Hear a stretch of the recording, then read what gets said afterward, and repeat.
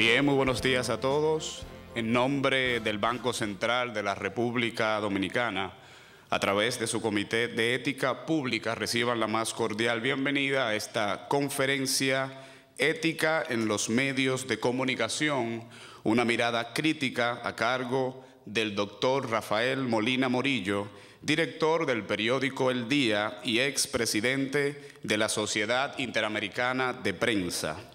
Esta conferencia se celebra con motivo de la celebración del Día Nacional de Ética Ciudadana, que se lleva a cabo en el marco del Plan de Trabajo para el año 2014 del Comité de Ética Pública de este Banco Central.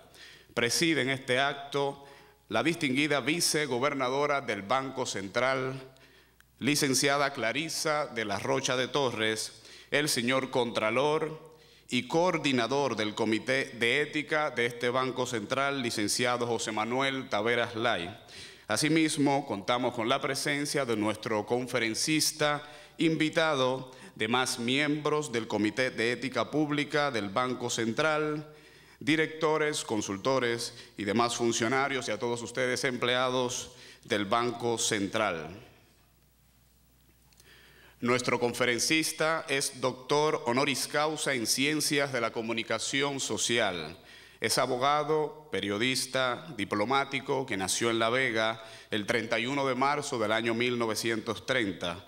Es director del periódico El Día y expresidente de la Sociedad Interamericana de Prensa. Fue fundador y primer presidente del Centro para la Libertad de Expresión en la República Dominicana. Ex vicepresidente del Instituto de Prensa de la Sociedad Interamericana de Prensa. En materia de periodismo, ha sido director de los periódicos Listín Diario y El Caribe. También fue subdirector de revistas del periódico Listín Diario y El Última Hora, y fundador y conductor del programa de televisión Rueda de Prensa. Fue fundador de la revista Ahora y el periódico El Nacional. Fue director de la Escuela de Ciencias de la Comunicación de la Universidad Católica de Santo Domingo. Ha sido embajador de la República Dominicana en los Estados Unidos de América y Canadá y embajador jefe de la Misión Permanente de la República Dominicana en la ONU. Ha publicado los libros La Prensa y la Ley en Santo Domingo, Gloria y Repudio, Biografía de Pedro Santana, Personalidades Dominicanas 1992-1993, Mis Recuerdos Imborrables, y además numerosos artículos de interés general en la prensa nacional. Con la conferencia Ética en los Medios de Comunicación, una mirada crítica, recibamos al doctor Rafael Molina Morillo.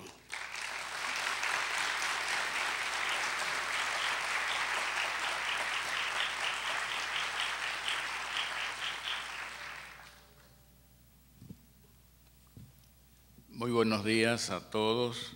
Muchas gracias por acogerme ante este auditorio tan distinguido y selecto y con un motivo tan noble, tan bonito si se quiere y tan delicado como es el de la ética. En este caso, la ética y el periodismo, pero como se trata de un solo valor, creo que es aplicable a todas las actividades, como por ejemplo las que ejercen todos ustedes, funcionarios y empleados del Banco Central. Muy buenos días, señora vicegobernadora del banco y demás funcionarios. Cuando me ha tocado hablar de este tema en otras ocasiones, yo me he refugiado repetidas veces en un ejemplo que pone, le escuché decir una vez en alguna conferencia en otro país, al periodista colombiano, ¿cómo se llama? Restrepo, Javier Restrepo, que se refería a lo que pasó en la cabina del avión Enola Gay, que lanzó la primera bomba atómica en el mundo. Él cuenta en un lenguaje de suspenso tipo película de Hitchcock, y va diciendo que eran exactamente las 8 horas 15 minutos y 17 segundos cuando las puertas del piso del avión Enola Gay se abrieron para dejar caer la primera bomba atómica de la historia. Comparada con las bombas que se han desarrollado después, aquello era un juego de niños.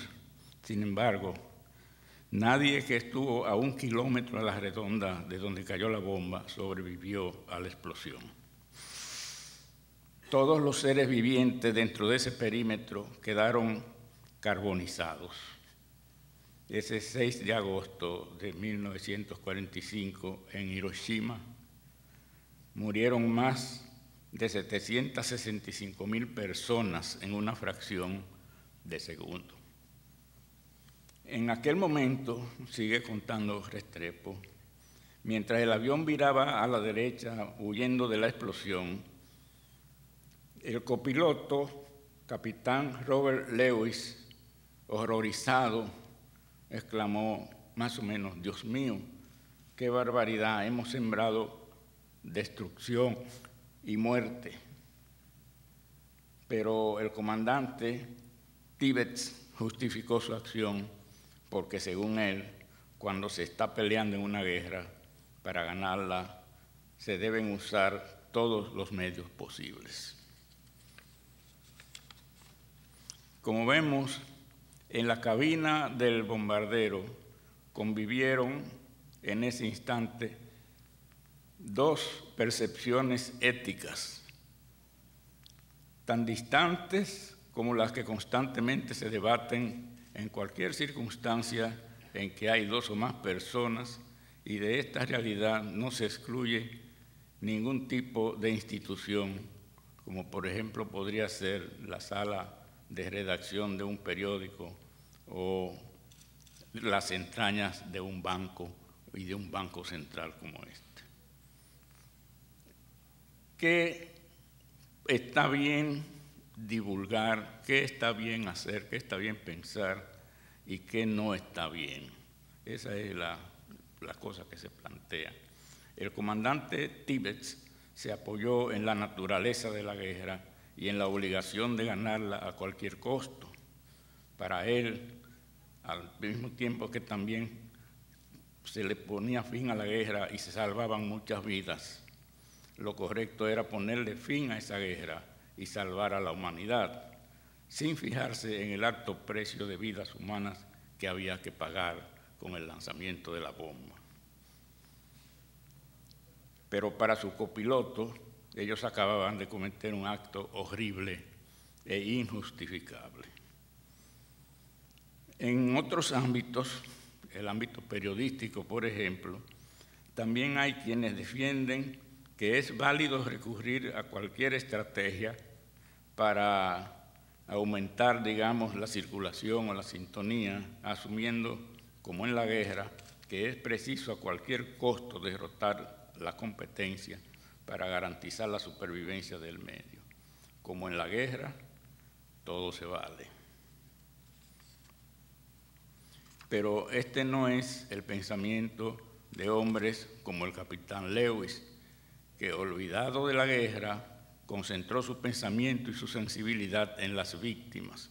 Como él, hay también periodistas capaces de intuir los efectos secundarios de una información sensacionalista o las posibilidades de bien o de mal que abre una noticia antes que los cálculos para ganar lectores o anunciantes.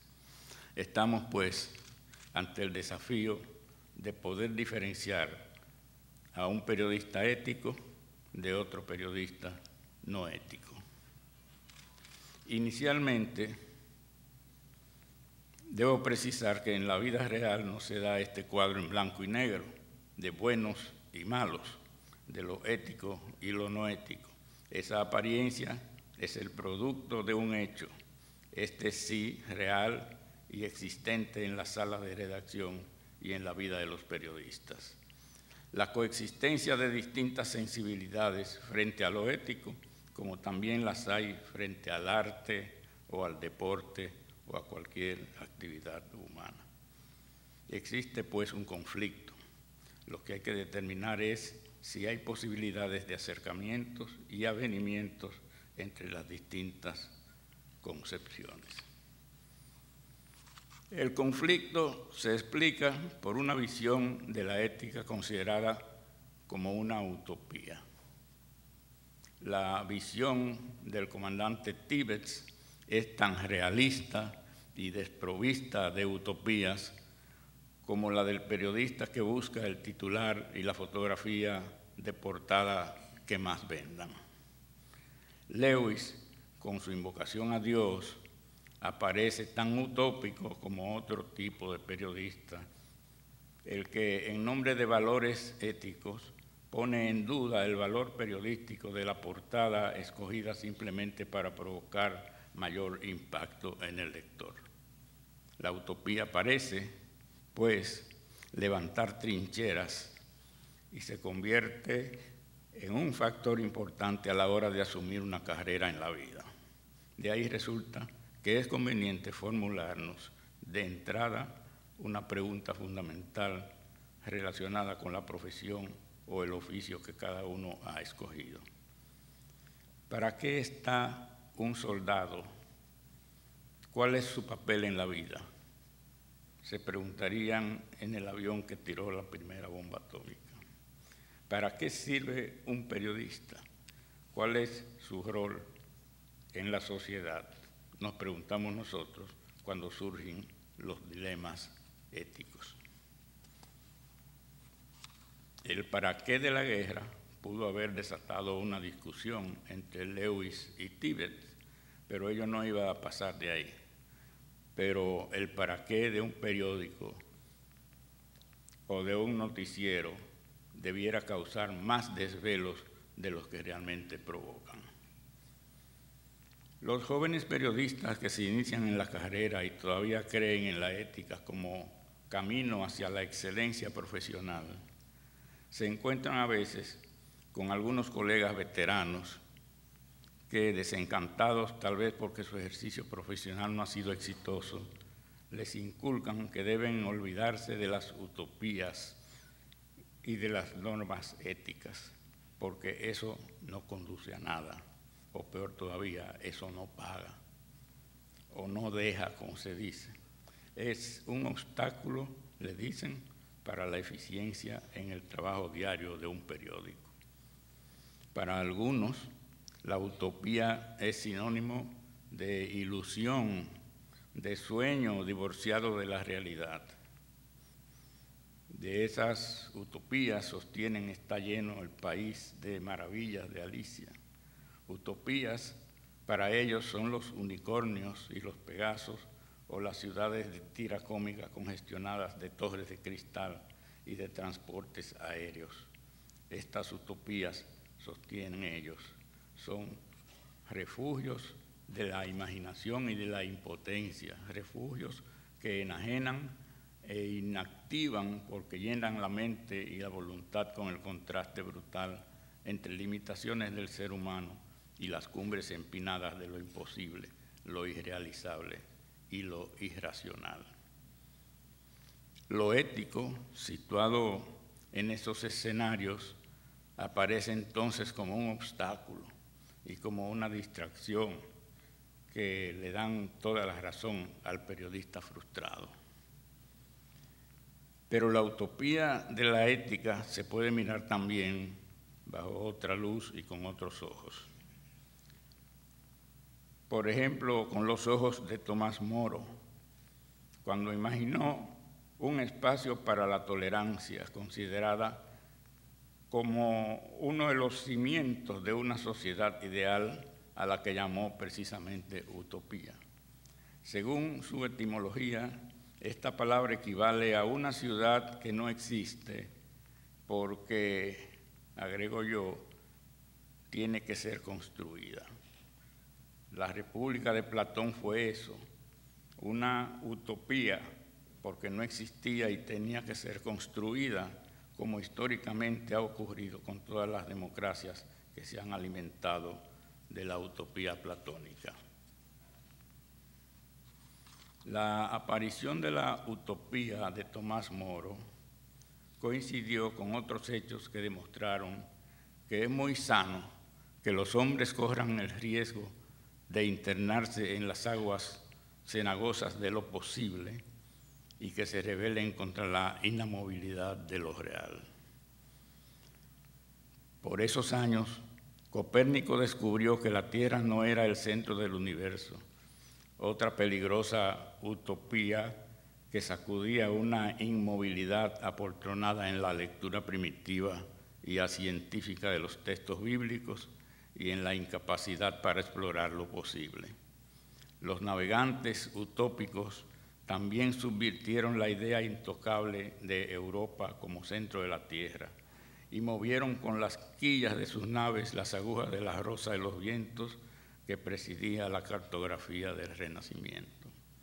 Más audaces, los reformistas desplazaron de su centro a Roma, hasta entonces punto de convergencia de todos los caminos de la cristiandad. Las utopías, señoras y señores, cambiaron y siguen cambiando al mundo. Son utopías dinámicas las constituciones de nuestros países, escritas, discutidas y aprobadas según la medida de las ambiciones colectivas. Casi todas ellas diseñan un Estado social de derecho, repúblicas unitarias, democráticas, participativas y pluralistas, porque ese es el lenguaje de las utopías que hacen más humano al mundo. Relean los editoriales de los primeros números de los distintos periódicos del mundo y encontrarán que allí se formula la utopía del periódico. Cada uno dice lo que pretenden ser: la búsqueda de la verdad. El Comercio de Lima, por ejemplo, cuando salió la primera vez, anunció que su servicio sería comunicar los sucesos con la rapidez que exigen los negocios, y así por el estilo. Cada uno traza y describe su propia utopía. La utopía pone en tela de juicio la racionalidad dominante, el patrón de pensamiento instalado en las conciencias y en las instituciones, y proclama que el pensamiento, como la vida, si no se renueva, muere. La utopía, al inspirar el cambio, induce una rebelión contra lo existente y muestra que lo real no está completo si no abarca lo posible, que el conocimiento no se limita a lo que muestran las luces de la razón, porque existen además los horizontes anchos que revela la imaginación. Recuerden, si no, a Colón, no olviden a Pasteur, tengan presente a von Braun, mirados al principio como imaginativos y soñadores y consagrados después como gigantes que impidieron que la humanidad se inmovilizara, hundida en el fondo de sus aguas, el ancla de la razón. La utopía es esa vela poderosa que inflaman los vientos de la imaginación. Cuando en las redacciones de los periódicos se aclimata la utopía como en su ambiente propio, es porque ella es un rechazo activo de la pasividad de los dogmatismos. Es inconformidad permanente, es la convicción de que en la vida, por más altas que sean las metas alcanzadas, siempre se puede hacer más. Es reconocer que la vida humana nunca está completa y que la ambición del hombre desborda los límites de todo lo real.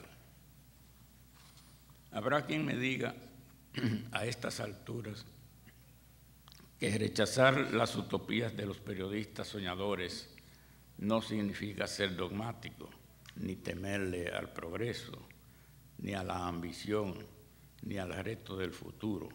Pero debemos estar claros en que si afirmamos que la ética es una utopía, no es porque ella sea un imposible soñado por ilusos, ni un dogma sostenido por fundamentalistas, sino un reclamo constante de excelencia y un impulso siempre renovado para ir más allá de lo que se acostumbra. La utopía ética grita en la conciencia de que lo que se está haciendo es bueno, pero que puede ser mejor. No deja olvidar que hay otras formas más exigentes de hacer lo que siempre se ha hecho. Resistirse a la utopía de lo ético es dar por sabido que en la redacción todo se seguirá haciendo como siempre se ha hecho, porque no hay otra manera de mejorarlo. Es aceptar sin más que está prohibido rebelarse contra lo mediocre, lo rutinario y lo indigno, que no se puede aspirar a la excelencia, que han alcanzado rango de virtudes la pasividad, la sumisión y la resignación. Como no puedo estar de acuerdo con esta tabla de intenciones gris y mezquina, rechazo que un periodista piense, aunque sea por un instante, que hay que olvidarse de las utopías y de las normas éticas. Al fin y al cabo, si al abrazar esta profesión de ella a uno lo seducían su dignidad, su elevado papel en la sociedad, su influencia y su capacidad para inducir cambios en la historia común, y al llegar a la redacción uno se encuentra con otras tareas y propósitos, es imperativo preguntarse entonces, ¿qué soy yo como periodista? En el presunto choque entre un periodista ético y una realidad no ética, hay que tener en cuenta el factor de la identidad profesional. Escucho las voces múltiples de jóvenes colegas desconcertados por ese choque. Cotejo con mis propios recuerdos y creo tener suficientes elementos para concluir que un periodista, mirado desde la perspectiva de un medio no ético, se describe como empleado de un órgano del poder político o del poder económico. En un periódico al servicio del poder, cual que sea, unos ocupan el trono, otros hacen parte de la corte y los demás se desdibujan dentro de una masa gris. Todo está dirigido dentro de esa estructura a mantener y fortalecer el poder y a obtener beneficios de su uso. El periodismo ha llegado muy cerca de ser tenido como un negocio más, que solo responde por su interés. Desde que William Allen White, en la primera mitad del siglo XX, describió un tipo de periodismo que no acepta obligaciones sociales porque solo aspira a ganancias pecuniarias. El mal no se ha detenido, sino que ha seguido avanzando en un proceso de desdibujamiento progresivo de la identidad profesional.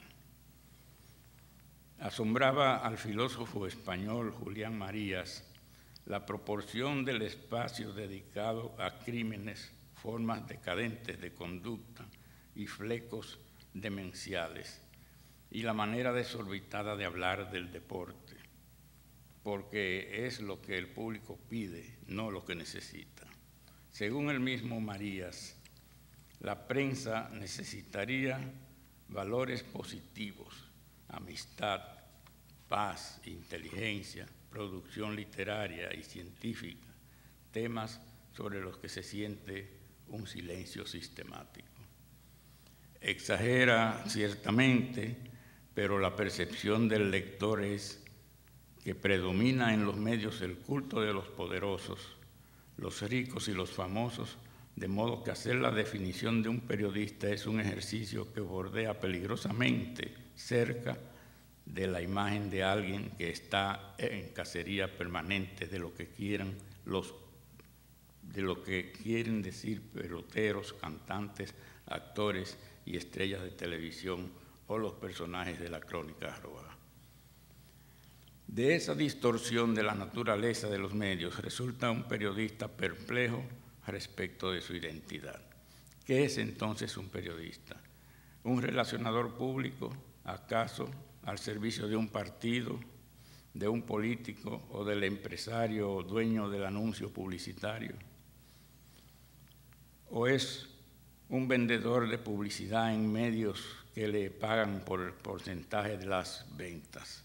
¿O un simple escribano que recoge palabra por palabra lo que dicen las fuentes que le asignan? ¿O un agente chantajista de un poder que amenaza a quienes no se pliegan a sus exigencias e imposiciones? ¿O un recolector de rumores que el medio se encarga de convertir en noticias con solo divulgarlos?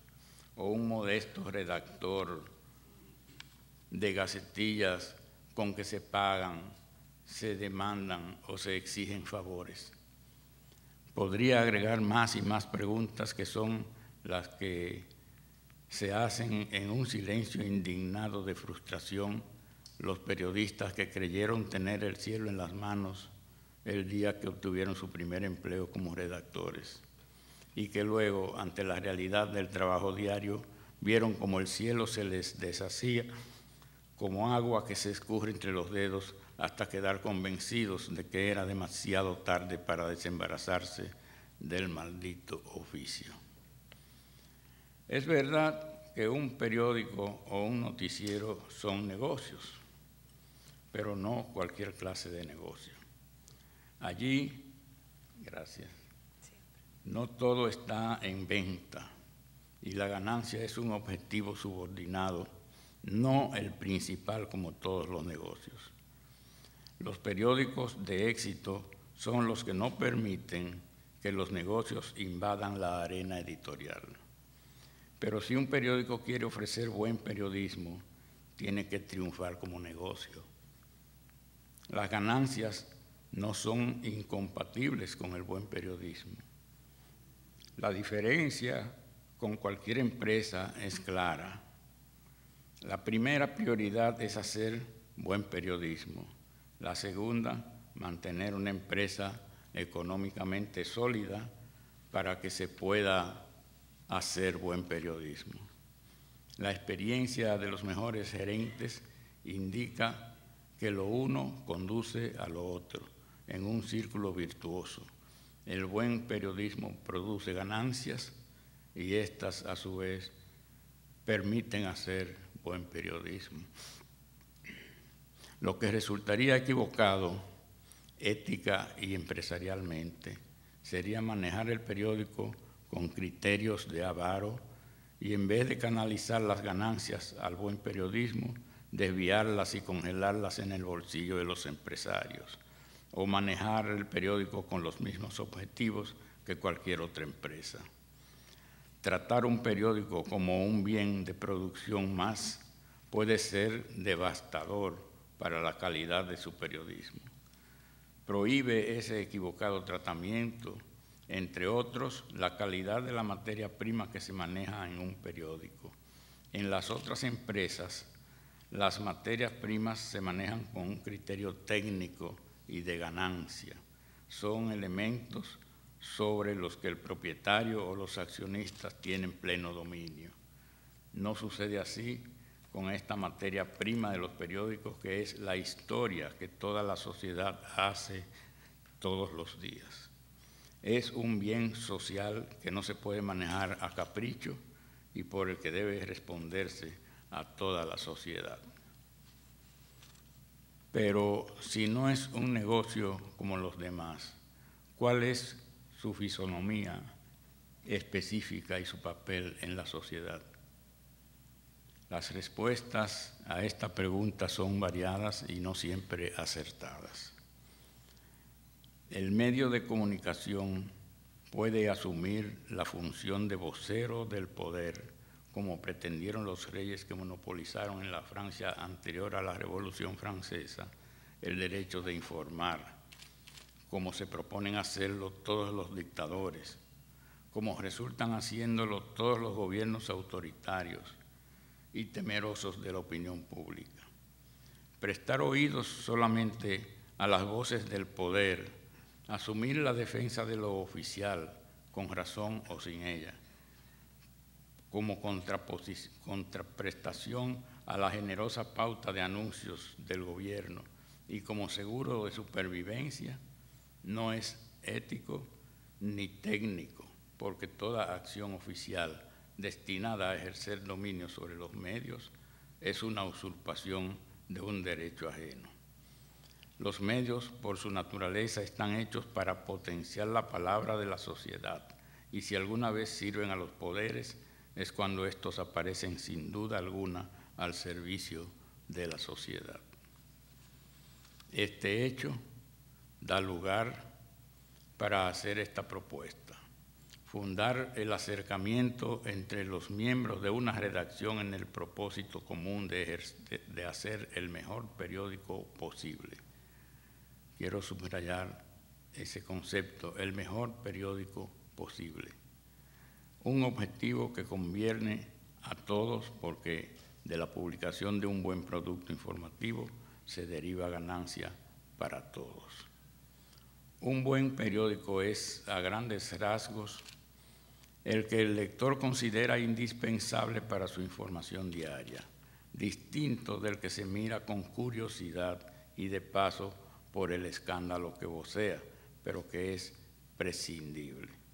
Ese periódico tiene éxito momentáneo, aquel tiene imagen sólida y duradera.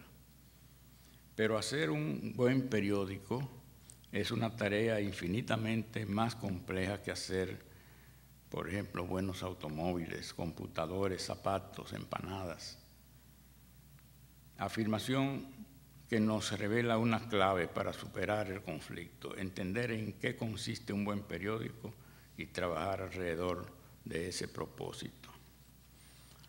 Los diarios que han aceptado esa concepción del buen periódico, ante la complejidad de los elementos necesarios para alcanzar ese ambicioso objetivo, han revisado su estructura interna en busca de una que permita optimizar el recurso humano. Por ese camino se ha llegado al desmonte de una estructura autoritaria y vertical, tradicional en algunos medios, y a la adopción de un esquema horizontal y de participación de toda la redacción. La estructura tradicional, jerarquizada y autoritaria, parte del supuesto de que el poder lo es todo, y por consiguiente la capacidad de iniciativa y de crítica se concentran en una minoría que generalmente mira más a los intereses de la empresa y pierde de vista los de la sociedad. Además, dentro de ese esquema se utilizan el talento y la creatividad del grupo ubicado en los cargos de dirección. Los demás se tienen en cuenta a la hora de obedecer las órdenes. Una reingeniería empresarial está aconsejando en los periódicos la adopción de un esquema horizontal de participación democrática de toda la redacción que permita aprovechar el potencial de todos para la elaboración de agenda, para la autocrítica y para el hallazgo y realización de las tareas mejores y las mejores propuestas.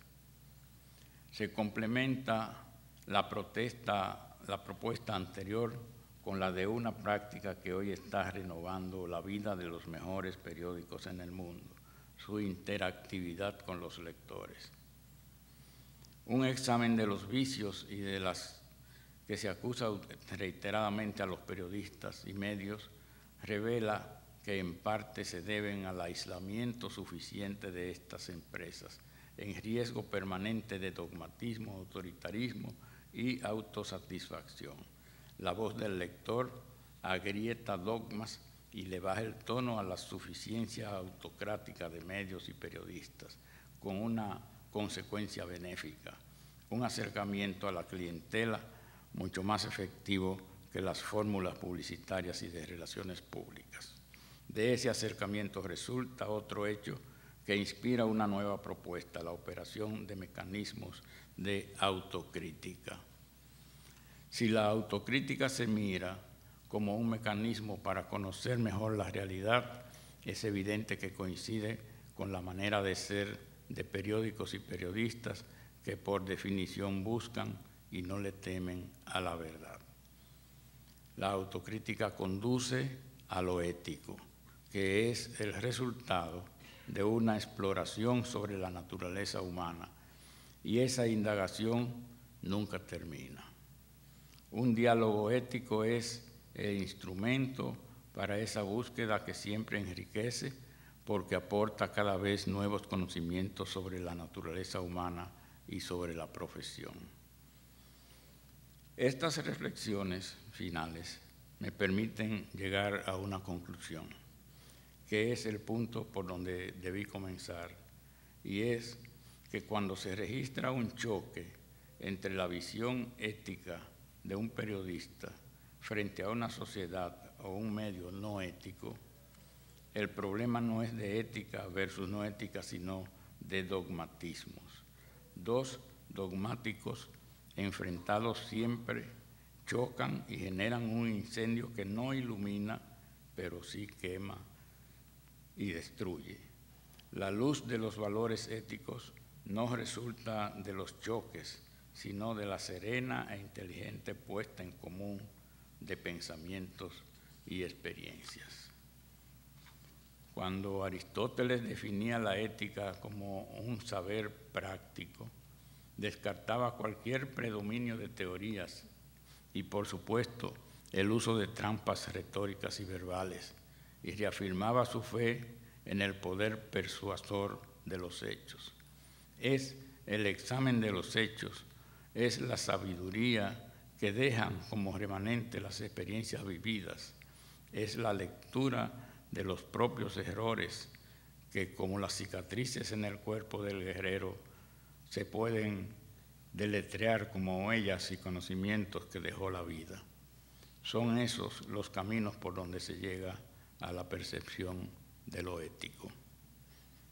Coinciden la retórica y la expresión de los mejores en afirmar que esta, la del periodismo, es la más bella de las profesiones. También tendremos que concluir que es la más bella porque es la más exigente y porque en ella no hay cabida para la mediocridad, ni para la resignación, ni para la vulgaridad. Por el contrario, es el campo propicio para las utopías y los idealismos de esa porción de la humanidad que vive convencida de que con la palabra sana, honesta y sincera se puede construir una sociedad mejor. Muchas gracias.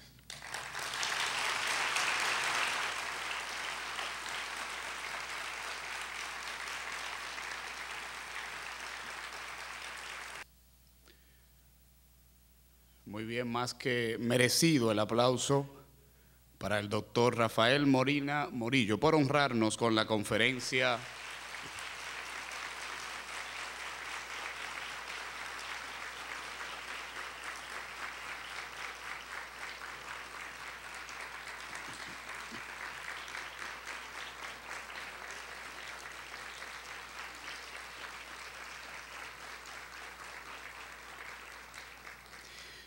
decía, por honrarnos con la conferencia Ética en los medios de comunicación, una mirada crítica que se realizó con motivo de la celebración del Día Nacional de Ética Ciudadana. A todos ustedes le agradecemos su presencia y a todas las autoridades y funcionarios por asistir. Que pasen feliz resto del día.